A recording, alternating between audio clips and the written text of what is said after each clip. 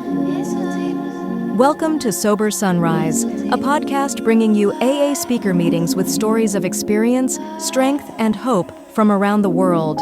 We bring you several new speakers weekly, so be sure to subscribe. We hope to always remain an ad-free podcast, so if you'd like to help us remain self-supporting, please visit our website at sober-sunrise.com. Whether you join us in the morning or at night, there's nothing better than a sober sunrise. We hope that you enjoy today's speaker. Told that this is the volume. Is that good? Oh, yeah. Okay. We had one moment of silence. I'd like to invite you to share another moment of silence with me, please, and then I'll offer a prayer. Okay, so if you would, just gently close your eyes.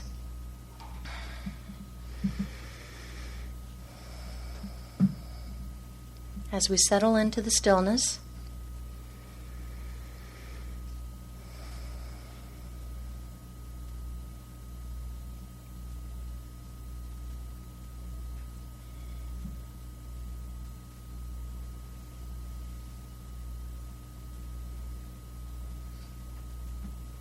dear God, sweet Abba, thank you for bringing us here together today.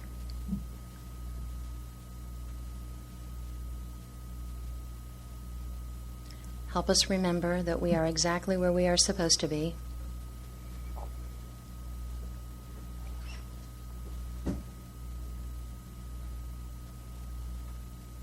Help us let go of all the distractions of the morning, of yesterday.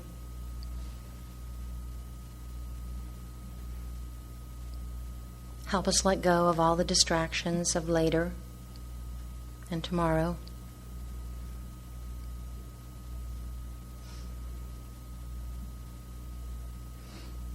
And most importantly, help us let go of the distraction of fear.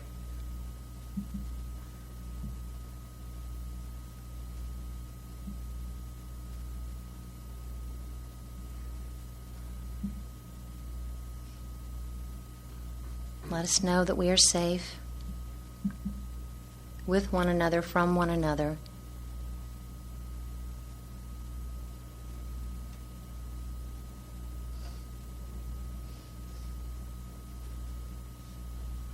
And we pray especially, God, that you open our minds and our hearts so that we can see what we have not seen, hear what we have not heard, and go where we have not gone.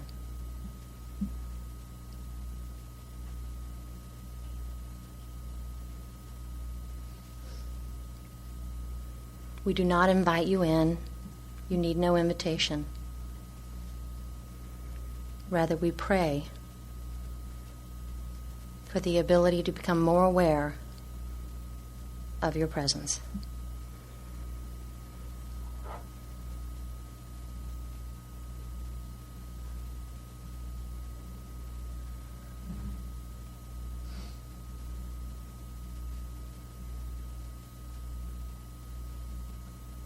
And together we all pray. Amen.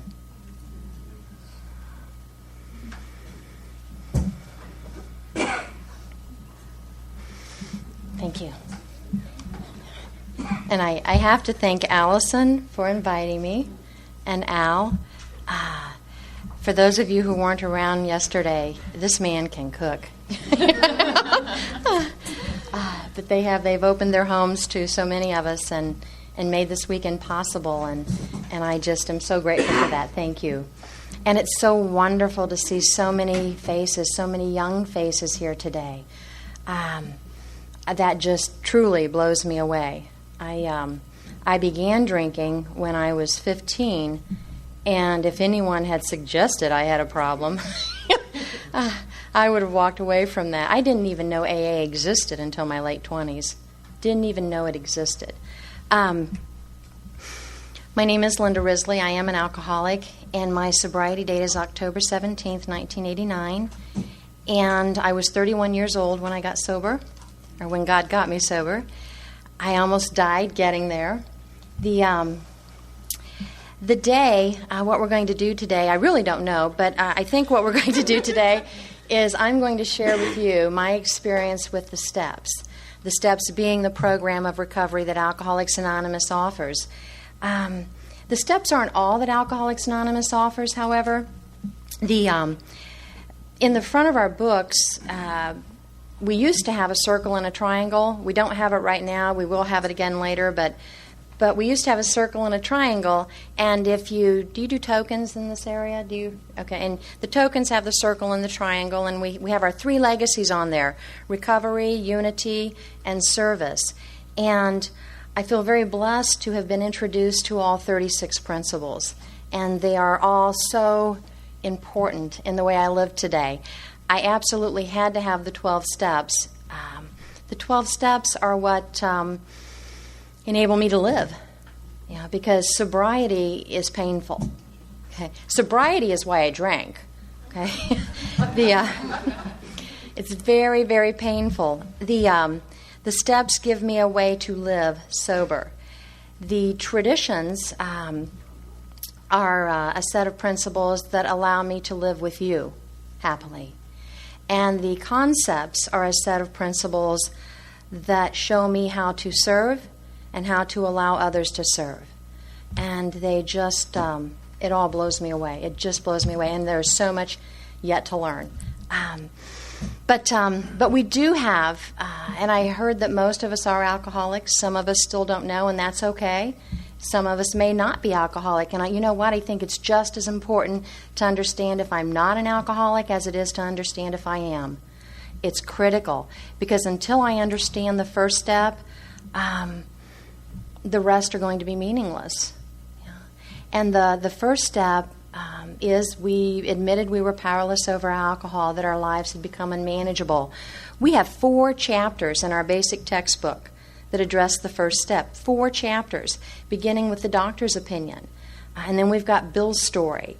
And then we've got there is a solution. And then we've got more about alcoholism. It must be very, very important that they would give us 4 chapters. The first step is so elusive. I'm sure many people in this room know people who are dying from this disease. We can see it, others can see it, but the denial is so baffling, so intense, that those stricken with it don't see it. And I know that was my case.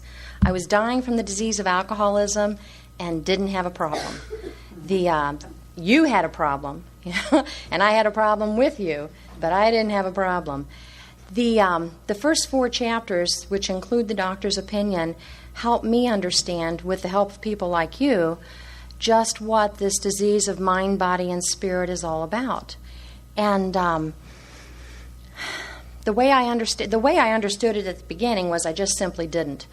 What I understood at the beginning was I came to in my living room, and I had been introduced to Alcoholics Anonymous about 18 months earlier, trying to help my brother, the real alcoholic. Bobby was getting DUIs. Bobby was bringing violence into his home. Bobby was doing all the things that real alcoholics do. I, on the other hand, my life looked good from the outside. Now, it didn't always look good, and I got better before I got worse. I mentioned that I started drinking when I was 15, and when I was 15, getting alcohol was just not an easy thing to do. Getting drugs was very easy to do, and so a lot of the ways that I escaped from life were through drugs. And I've always been an escape artist. When I was very young, it was through books and it was through good grades. I was the little Miss Goody Two-Shoes, the honor roll student. And I walk with a lot of women today, and I understand that we're either really, really good or really, really bad. And it's just 2 sides of the same coin. It's just I'm not part of. I'm not equal to. I'm not eye to eye. I'm not with you. So I've got to be here or I've got to be there, because I need more of something. And I was born, it seems, needing more of something. But I started drinking when I was 15, and up to this point I'd been a little Miss Goody Two-Shoes. I'd sought more love, more whatever, and all sorts of different avenues. And the summer that I was 15, I discovered alcohol, drugs, and boys. And my life changed. The lives of my parents changed too, and everybody who cared about me. My parents watched their little honor roll student do a 180, because I didn't need them anymore. I didn't need honor roll anymore. I didn't need the approval of adults anymore. I didn't need any of the things that I thought I needed, because I found what made me feel right. And that's all I ever wanted, was just to feel like I was a part of, to have that free-floating anxiety go somewhere, to be able to be comfortable in my own skin. I did not realize then that I suffered from a spiritual malady. Looking back over my shoulder, I understand that I've suffered from a spiritual malady for almost as long as I can remember. One of my favorite examples of this is when I was 5 years old. I'm the oldest of 5 children, and when I was 5 years old, I can remember sitting on my basement steps with my brother Bobby. He's 13 months younger than I am, trying to teach him to tie his shoes, because I'm convinced that if I can teach him to tie his shoes, my father will stop hitting him in the head and calling him dumbass. And I really need that to happen. Now, Bobby's not complaining about that, and Bobby's not asking me to teach him to tie his shoes either, by the way. But at 5 years old, I've got it figured out that if I can teach him to tie his shoes, my father will behave differently, and then guess what? I'll feel better. Now, there's no way I could have known just how selfish and self-centered that was, but that's how I've lived my life. Everything I've done has ultimately been so that I will feel better. And it looked good. It looked like I had a generous spirit, a caring heart. And when I came into these rooms, I would have told you I'm one of the nicest people I know. Clueless. So that's, I was attempting to manage life early on. And I don't spend much time trying to analyze a whole lot of that. I just need to know that that's what I was and that's what I did. And understanding why or how it happened hasn't gotten me into happy living. Understanding the solution gets me into happy living. And not to say that some awarenesses haven't come, they do. It's just that if I focus on the solution, then God tells me what I need to know. So I discovered drugs, alcohol, and boys that year, and my life changed, and so did everyone else's. And the disease is progressive. Now, what I did not understand at that time, because I wasn't really drinking a lot, because it wasn't that available to me. And if you had looked at me during those years, it would have looked like I was a drug addict. And when I first came into AA, I used to introduce myself as an alcoholic and a drug addict, because I thought I was. And, I mean, I didn't use these things recreationally. It was always, to the excess. It was always abuse. And in our book, we have a couple of places where we talk about the moderate drinker, the hard drinker, and the real alcoholic. And I looked like a hard drug user. Okay. Now, the reason I understand today that I'm not a drug addict is when I was about 21, when I was 21 years old, by that time, my life was insane, and I had decided that part of my problem were drugs and men, the men I was choosing, not alcohol. I put down the drugs, and I started looking for a different kind of man. I put down the drugs. I walked away from them. I understand today that alcohol is not the drug of choice. It's not my drug of choice. Alcohol is the drug over which I had no choice. So I could walk away from, the Quaaludes, the acid, the everything else I was indulging in, and when I wanted to, many years later, walk away from alcohol, I couldn't. I don't know when or how it happened, but I crossed that line at some point, and I was literally powerless to not drink. So the disease of body that I suffer from, that our book talks about, that the doctor's opinion addresses so beautifully, is this phenomenon that happens, that physically happens when I consume alcohol. Something happens in me that does not happen in a lot of other people. It doesn't happen in my mother. My mother has a couple of drinks, she starts to feel it, she stops because she starts to feel it. She starts to feel powerless. I have a couple of drinks, and there's no stopping because I start to get some power. I start to feel in control. I can sit in my own skin. I can be with you. I can look and be eye to eye. I am part of this world at last. Alcohol does something for me. And what it does for me that I wasn't aware of for a long, long time was the phenomenon of craving. It's a physical reaction that I believe is no different than diabetes or anything else that we are afflicted with physically. When I take a drink, there's a phenomenon of craving that kicks in, and I take another drink, and I take another drink, and I take another drink, and I'm unable. Now, I kidded myself because there were times I could control my drinking, but the truth is that eventually I drank beyond my control. I drank more than I wanted to. I did not, trust me, I did not want to lose control of my bowels. I did not want to drink to that excess. I did not want to spend the night in our county jail. I did not want to vomit every time I turned around in the most inappropriate places. And knowing what I knew, I would have stopped before that happened, but I couldn't. So eventually, I drank beyond what I wanted to. And it's progressive, and throughout the years, I drank for about 15 years, and at the beginning, it was just weekend stuff. And then later, my weekends started on Thursdays. And then later, my weekends lasted a little longer, and then eventually it was just, I need a few on Monday night. I need a few on Tuesday night. I just need a couple on Wednesday night. And I thought because I was just having a couple on Monday, Tuesday, and Wednesday night, that I didn't have a problem. What I didn't understand was that I had to have a couple on Monday, Tuesday, and Wednesday night. So I have this phenomenon of craving that is a physical reaction. And when I drink, I take another drink, and I have no control over that. That would not be a problem if, guess what, I didn't take the first drink. But I suffer from a disease of mind, and the book talks about this too, about the mental obsession. And the book talks about how our real problem is really in our mind.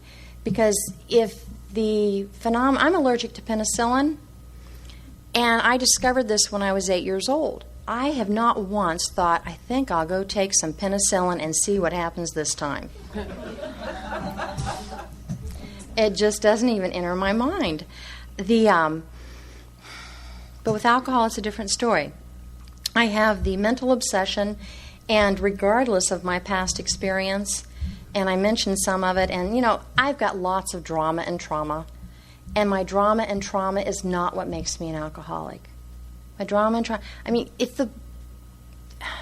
a saint drank the quantities I did in any evening, that person would run around with a lampshade on their head too, or unbutton their blouse, or whatever it is they need to do.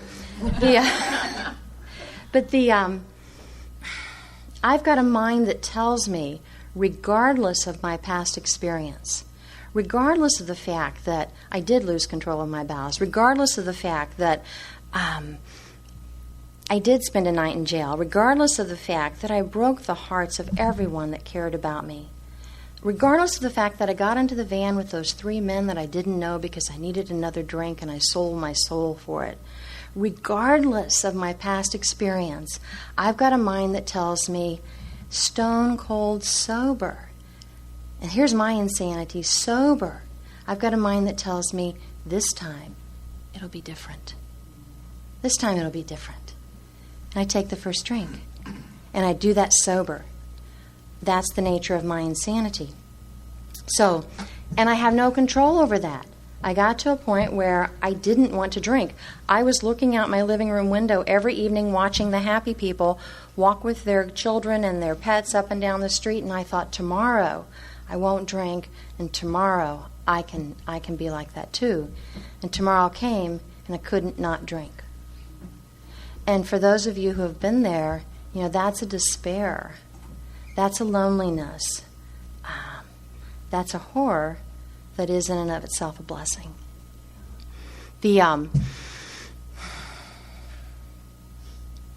And if I could not drink and go to meetings, I would just not drink and go to meetings. I don't know what it's like in your community, but in my community, we have a lot of people who are very, very loving, and they say many well-intentioned things, and they say things like, Go to 90 meetings in 90 days and don't drink even if your butt falls off. Well, if I could not drink even if my butt fell off, I would not drink, and I probably wouldn't be here, okay? I would just not drink. There were a lot of things in early sobriety I thought I was doing to keep myself sober. If I could keep myself sober, I wouldn't need Alcoholics Anonymous. You know, in my community, we read how it works at every meeting. And at the ABCs, it says, no human power could relieve our alcoholism. God could and would if he were sought. No human power includes me and my sponsor and my group. And I absolutely believe today that 90 meetings in 90 days won't keep me sober. A sponsor won't keep me sober. A home group won't keep me sober. None of that will keep me sober. My help has to come from a power greater than me. And the only way I make myself available to that help is when I get that I am toast. And if we could give people that, this church would be full. This church would be full. It's that surrender that comes for me. It was coming to that morning knowing that I was dying. Prior to this, lots of horrible things had happened. My life looked good on the outside because I was married to a man who took care of me, and I grew to hate him because of it. I didn't know it was self-loathing. I just grew to hate him because of it. And my life looked really good on the outside, but I was dying on the inside. And I came to that morning, and I knew at any moment my insides were going to burst through my outsides, and I asked a God that I hadn't talked to in a long time because I was angry. But I asked this God that I hadn't talked to in a long time to please help me. And the help came. The help came. And I haven't had a drink since. And I don't think relapse is a necessary part of recovery. It happens, but it doesn't have to happen. You know, and if you're new, you don't ever have to drink again. Not because you have any power to keep yourself sober, but you have access to a power that will keep you sober. Now, all these other suggestions, this 90 meetings in 90 days and get us, those are all wonderful things. And what I believe today is that if I am willing to go to 90 meetings in 90 days, if I am willing to get a sponsor, if I'm willing to wear a blue dress instead of a red dress, you know, if I'm willing to do those things, then I am manifesting the willingness that suggests I have surrendered and I've got hope. If I'm not willing to do those things, I don't see people without willingness stick around here very long. You know, we're just not done. Surrender is surrender, and with surrender comes willingness. I don't know how to surrender and then do it my way. And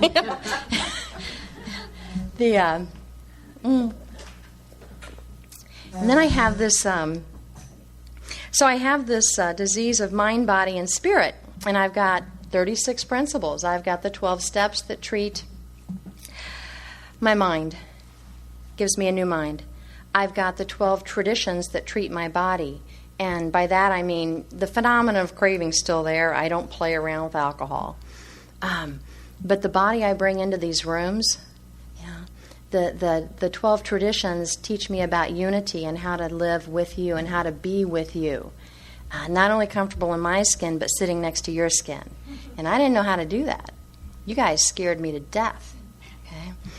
The 12 concepts are the principles that support our service legacy. And as I said, I'm just beginning to really meditate upon those and how I might incorporate those into different areas of my life.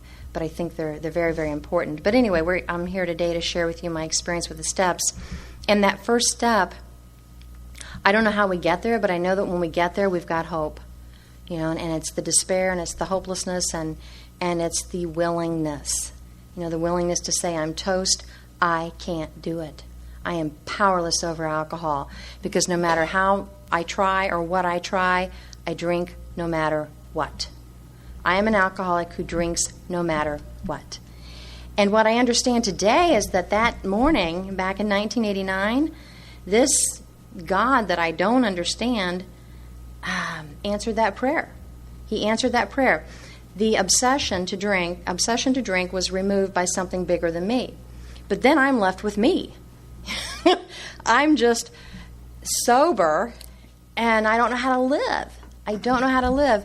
And when I first started coming around the rooms of AA, I was told that, keep coming back, you'll feel better.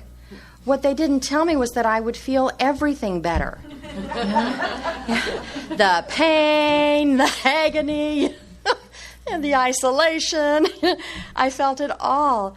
And my first 6 months of sobriety they were horrible. I walked around with, like, all my nerves were on the outside, and I'd cry one minute and laugh the next and couldn't tell you why.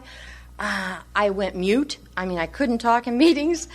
I couldn't sleep. I was up practically, I had all the books. That was good. I read them. Didn't remember what I read. Couldn't tell you what I read. Didn't know what I read. But I was reading them.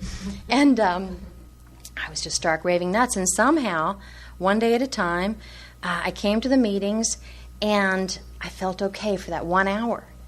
And then I went home, and I went to my job, and I couldn't remember how to do my job. I'd been doing it for years and years and years, but I just couldn't remember how to do it, what to do, how to do it. I'd go home, and I'd look at this man I'd been married to, and I'd think, who are you? It was wonderful. I wasn't drinking. One day at a time, I wasn't drinking. And the first 2 months that I was in the rooms of Alcoholics Anonymous, I did not ask for a sponsor. I heard pray. I heard get on your knees every morning and get on your knees every night, and I could do that. Go into my bathroom, shut the door, lock the door. I could do that.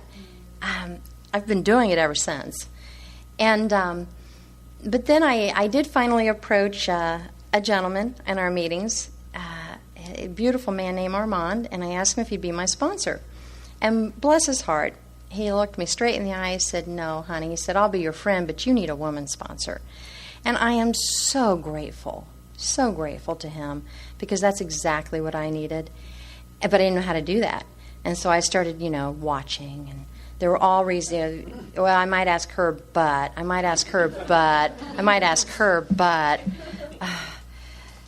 And there were it was fear. It was stark, raving fear. I knew how to be with men. That's how I lived. I didn't know how to be with women. Women scared me to death. I couldn't trust you. You were just like me. You were competitors. Yeah? And to the extent I had girlfriends, I had one girlfriend at a time. And it was usually, one of us, it was leader and follower. Okay. There was no eye-to-eye anything.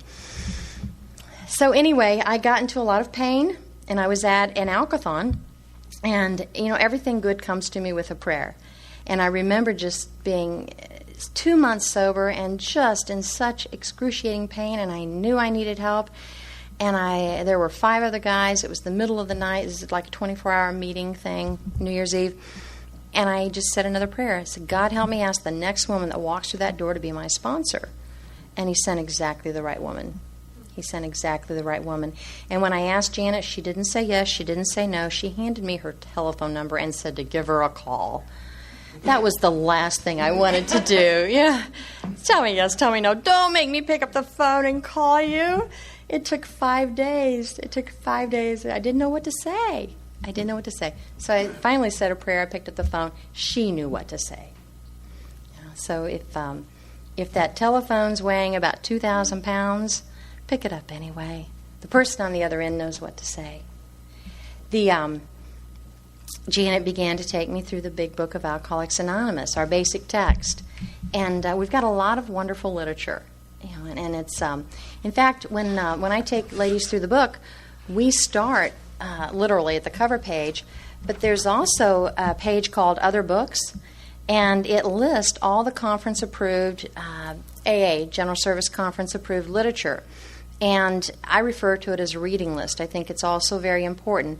The 12 Steps and 12 Traditions is a wonderful book. Too often, though, I know that people get confused and they think that the directions for working the steps are in there, and they're not. In fact, it tells us on this page that it's an interpretive commentary. It's an interpretive commentary on the AA program by a co-founder. And I don't even need Webster's to understand what an interpretive commentary is, although I do look a lot of things up. But But I could understand the 12 and 12. You know, when I first came in, I read that, and I understood it, and I connected, and I felt, you know, that maybe this thing was for me too. But there weren't any directions for me to follow, not really. And so I was so grateful for a sponsor who was willing to take me through the book. Because I had read this thing. I did a home study program, by the way. Before I came into the rooms of AA, I came to in my living room in August. My sobriety date's October. When I came to in my living room in August, I had started smoking dope again, one more way to manage and control my drinking. And my husband at the time, we had gone away for the weekend and had a miserable weekend. And I had been to meetings of AA earlier with my brother trying to help him. And over the course of that weekend, I'm smoking my dope, and I hear this woman who stood at a podium 18 months earlier, and I hear her talking about how smoking dope with her kids was not sobriety. And her voice just echoed through my mind. I had a miserable time, but I knew it was true. I knew it was true. See, what I'd been doing up to that point, I came to in my living room, and I asked God for help, and when I was able to get out of that chair, the big book and the 12 and 12 were in my living room.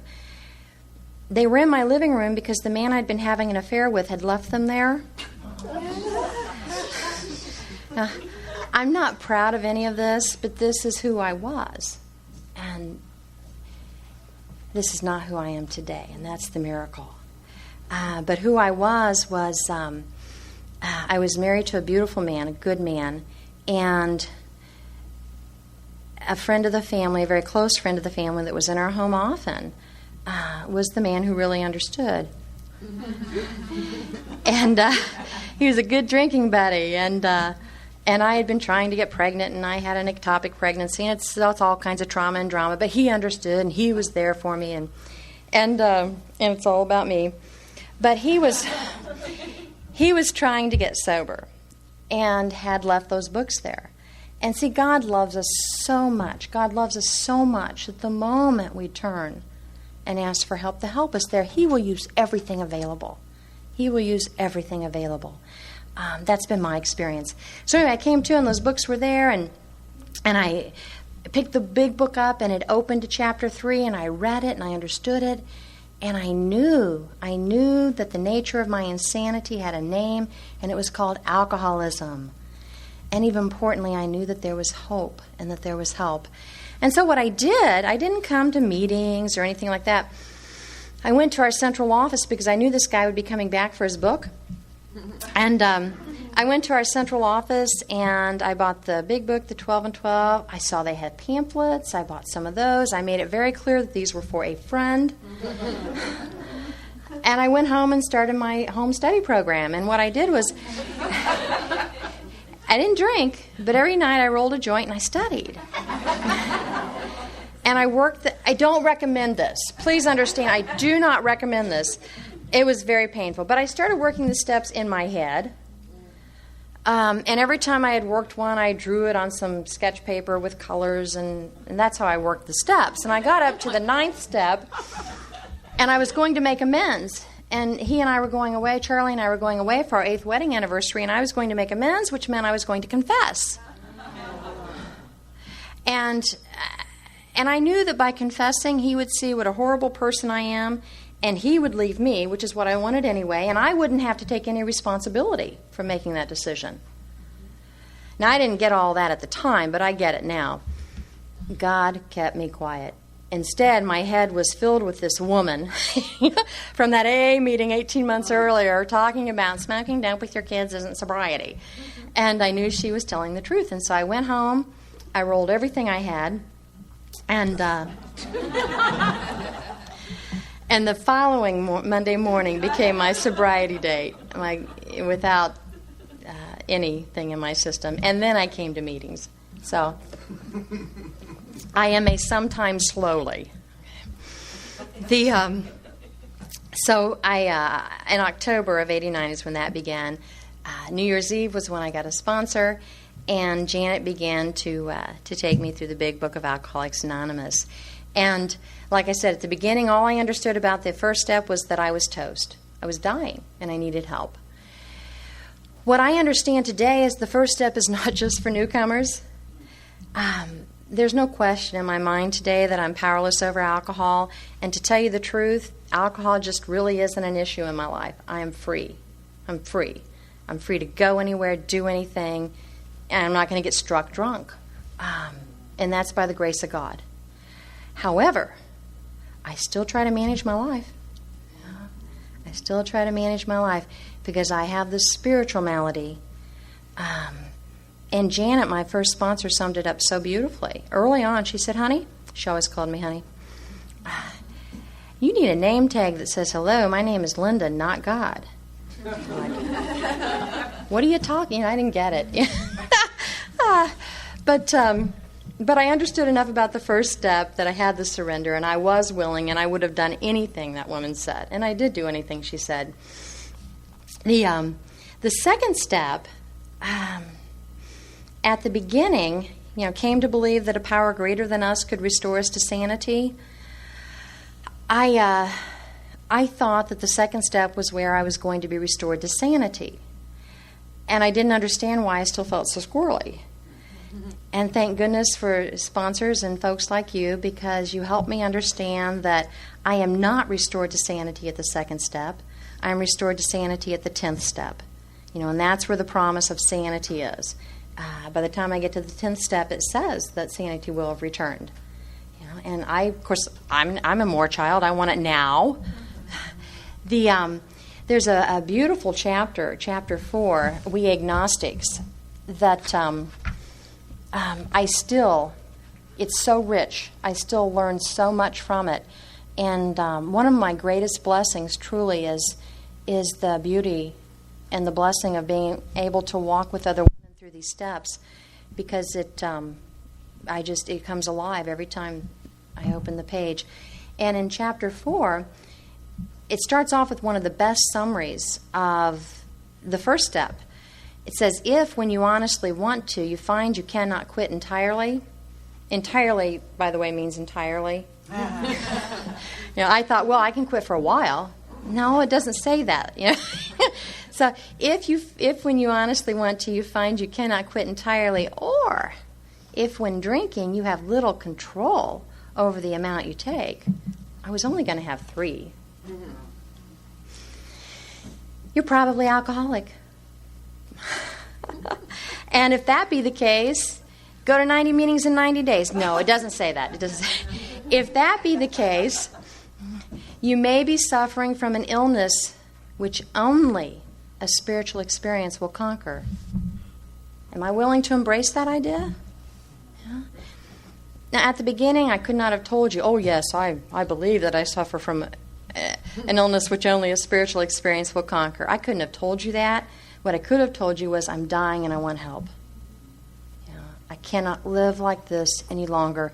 Please help me. And what I continue to learn is that it is the spiritual experience that I need. I am so spiritually thirsty. I believe I was born spiritually thirsty. I've just always needed to be part of something else. Goes on to talk about how the choices we have to be doomed to an alcoholic death sounds lovely,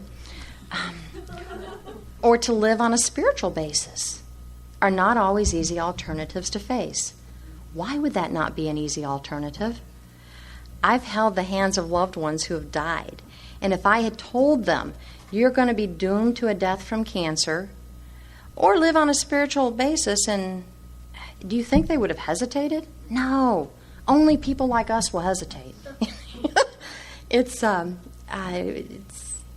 isn't so difficult. But this chapter goes on and on and on about how we have to find a spiritual basis of life. Lack of power is our dilemma. Now, at the beginning, what I needed to know and what my sponsor pointed out to me was that all I needed to make a beginning was to either believe in or be willing to believe in a power greater than myself. It doesn't take a lot to just be willing to believe that there's something bigger than me. Although if you judge it by my actions, that's hard to believe at times. But if we just ask ourselves, Are you just willing to believe there's something bigger than you? Then that's we can be on our way. We can get on with the rest of the steps, which I did. Now today, the second step is huge. The second step is huge. It was pointed out to me that an agnostic is a doubter. An atheist is certain. An atheist is certain that God doesn't exist. An agnostic doubts, and that's me. Well, I don't doubt that God exists. I know God exists, but I doubt that God loves me the way He loves you. I doubt that I can have the experience you're having. I doubt that God wants me to really be happy. I doubt that I'm going to get what I need to be happy. I doubt. This chapter, I think, could be titled Doubt and Prejudice.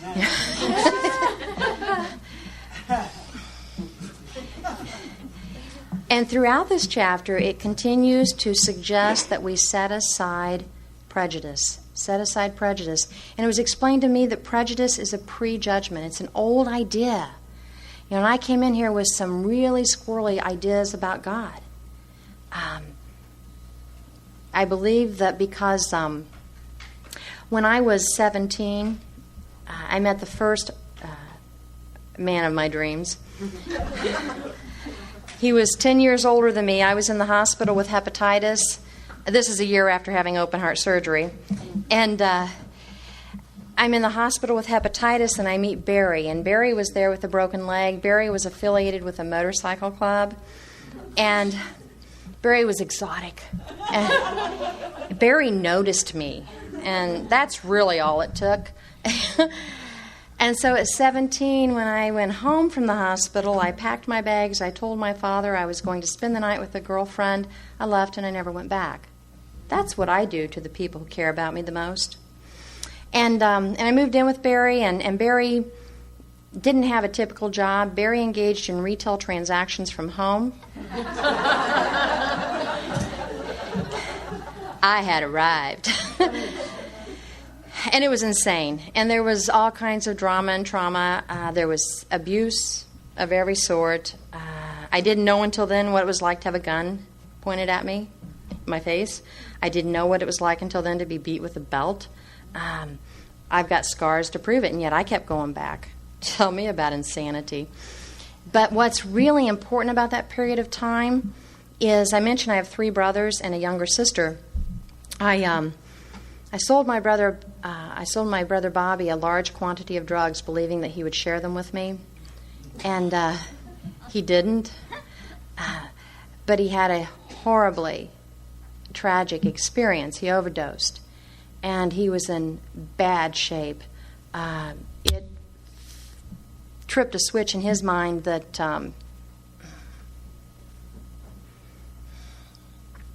was pretty severe.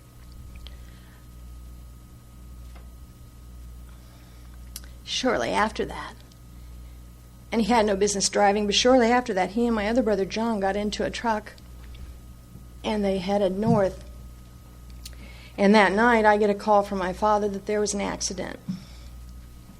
Bobby had hit an underpass, and he had a broken nose and a broken ankle.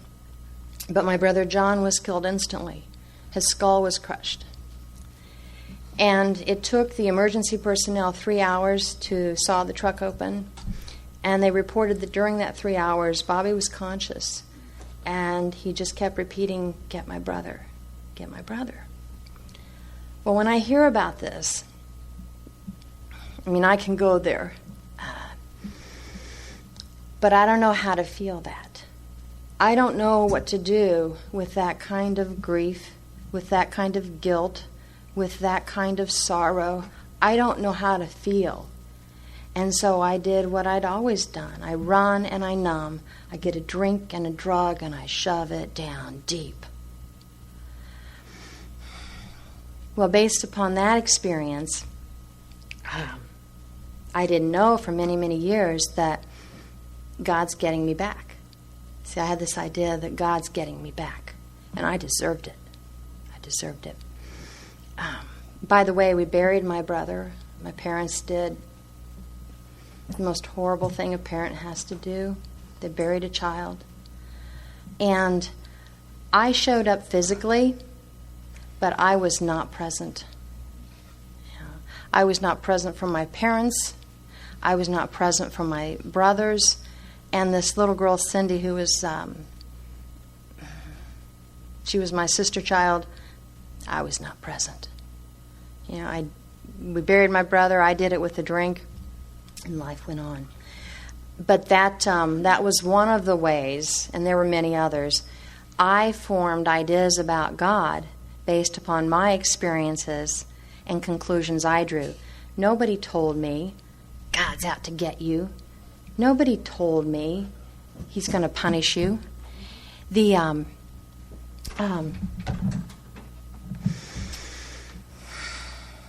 Chapter 4 talks about the consciousness of your own belief will come to you, that deep down within is the final reality. And what I've come to believe is that my conception of God, and that's what Chapter 4 takes me through, and there are beautiful exercises there. I had a bunch of stuff on disc, and I left it at home, so I'll email it, and I'll share this stuff with anyone who wants it. But I was told to go through this book or this chapter and pick out spiritual terms and ask myself what they mean to me. And there were lots of questions in here to answer and to answer that. But at one point it says that the great reality is deep within.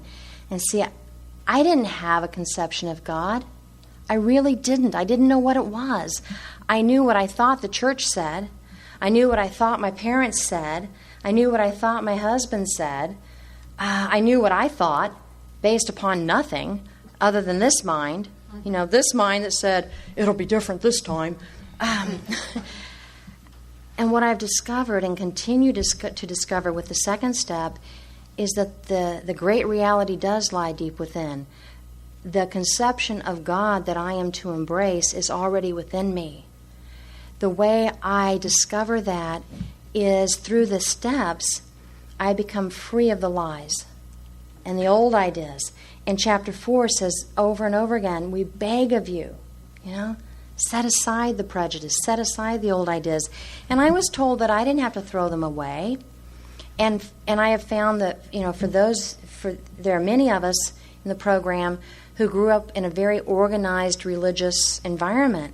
And that can be very scary to even suggest that you set aside some old idea because you're going to be damned, and just all kinds of things. But what was suggested to me was, you don't have to throw anything away. Just put it on the shelf like you would your sweaters, in the spring. You can pull them down later.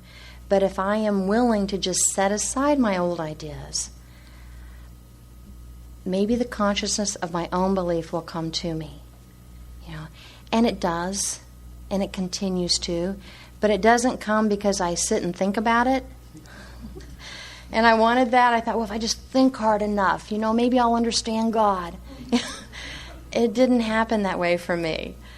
If I will do exactly what's suggested and walk this walk, take this journey, I get to know a God of my understanding. I don't need to know about God. I need to know God. And I get that through the steps and through this journey with you all. It's we agnostics, step 2 is not just for beginners. It's deep and it's rich, and it continues to just blow me open. There's another question in here that talks about either God is or isn't. God is everything or nothing. What is your choice to be? I have a choice. Like everything else in life, which I never understood, I was driven. I was constantly driven by 100 forms of fear, insecurity, selfishness, self-delusion. The book lists them all. I was driven by these things. I had no free will, plenty of self-will, but no free will because I was driven by my emotions. And in sobriety, with these tools, I get free from that. I get free from that. And I am able to go where I am guided. I don't have to be shoved and driven anywhere today. I can go where I am guided. But this question, is God everything or is He nothing? What was your choice to be? I don't know that there's a right choice, but I'll tell you the one that kills me is I'll tell you, oh, God's everything. God's everything. But watch me. And the way I act is God's everything but. God's everything but I'll take care of this. God's everything but I'll take care of that. God's everything but I better manage this. God's everything but. And I die in the middle of the road. Spiritually, I die in the middle of the road. Now, fortunately, we've got a ton of steps that help us see that, identify that, get free from that, and just trudge a little further. But it's a remarkable journey, and regardless of length of sobriety, there's such joy and there's such treasure yet to be discovered. And the second step is one that the longer I'm sober, the deeper my experience with it. I think it's probably time for a break. There are a couple more things I want to say about the second step, but I don't want to run us over. So is this a good time, smokers, to go take a short break? And when do you want to come back? 10 minutes? Okay, all right, great. See you in 10. Thank you for listening to Sober Sunrise. If you enjoyed today's episode, please give it a thumbs up as it will help share the message. Until next time, have a great day.